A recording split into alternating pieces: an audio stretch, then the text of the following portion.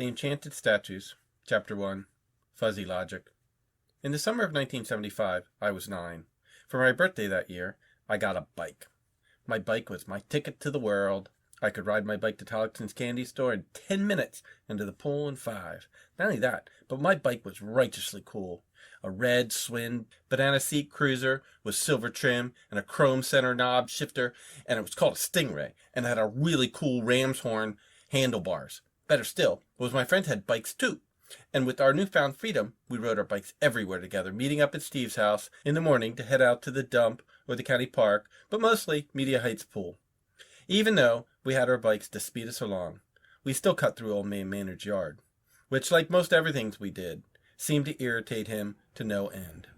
Old Man Maynard's current gripe, his yelled gripe, was our good-for-nothing bikes had worn ruts in his backyard garden. Well, it did look like a brown scar in his manicured formal garden, but if we didn't cut through his yard, we'd have to ride all the way up Mackin Avenue to Dale Street and then down Media Avenue to get to the pool, easily 5 times longer than a simple shortcut through his backyard garden. This all seemed to come to a head on the first day of summer vacation. The pool didn't open until tomorrow, so we must have cut across Old Man Maynard's garden 10 times, back and forth between my house and Steve's house, trying to figure out what to do.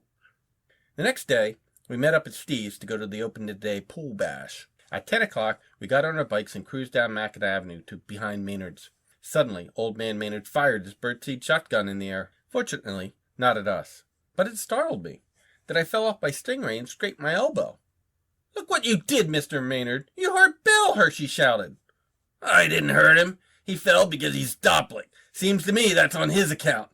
And by the way, he's trespassing, just like you and Suter. Now listen, you hooligans, I relented in the past and let you walk across my property. But these bikes, these dag-nab no-good-for-nothing bikes, are ruining my grass, and the dust from the rut that you created is dirtying my white marble statues." I jeered back, "Well, if you didn't have the rut, we wouldn't be kicking up so much dust." Mr. Maynard scowled. "Mr. Maynard, listen. It's kind of an unwritten rule in the neighborhood to let kids roam through backyards. So lighten up. A little dirt gives the statues character," Hershey cheeked. "You whippersnappers, listen to your elder and keep your bikes off my grass," Maynard yelled. Technically, we ride on the dirt rut, so your grass is unhurt," Steve explained. With that, we chuckled, and were off to the pool in the opening day pool bash. As we parked our bikes behind the pool house, Steve said, "Hershey, maybe we should bike around when we have time." "It's the principle. Life is short, childhood is short, and cutting across his yard saves us time, hence extends our childhood, and thus extends our life," Hershey declared with a comical and triumphant grin. Steve chuckled. "That's some pretty fuzzy logic, Hershey. Anyway, I have a plan to get Maynard's mind off our biking." Hershey nodded his head, clearly pleased with his unshared idea. "Give it up, Lemon. What's your plan?" I asked. "Move his statues," Hershey said plainly. "Why?" "I want to move him like 6 inches every night, just a little. So maybe at first he doesn't even notice. Then when he does notice, he won't be able to figure out what's going on." Seems like a lot of work for what?" I said critically. "Genius," Steve nodded. "Perfect genius." "I don't get it," I said. "Don't you see, we're messing with his mind," Hershey explained. "No, you're messing with the statues," I responded. Hershey rolled his eyes at me. I was confused, but it seemed pointless to argue. I nodded approvingly and said fine. "Anyway, let's go swim. I think the pool games are about to begin," Hershey said. Chapter 2. I Dreamed Flat Tires. The opening day at Media Heights Pool was a celebration and a competition. Hershey, Steve, and I swam in all the races, but our real focus this year was Duke Ball. We really wanted to win this year. We practiced quite a bit after finishing second last year. I hope this was our year to win the championship. The winner won a free snack bar treat each week for the whole summer. Footnote: Duke Ball.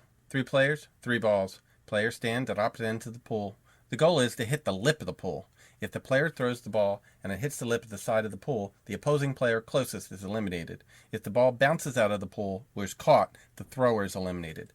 The last team standing wins.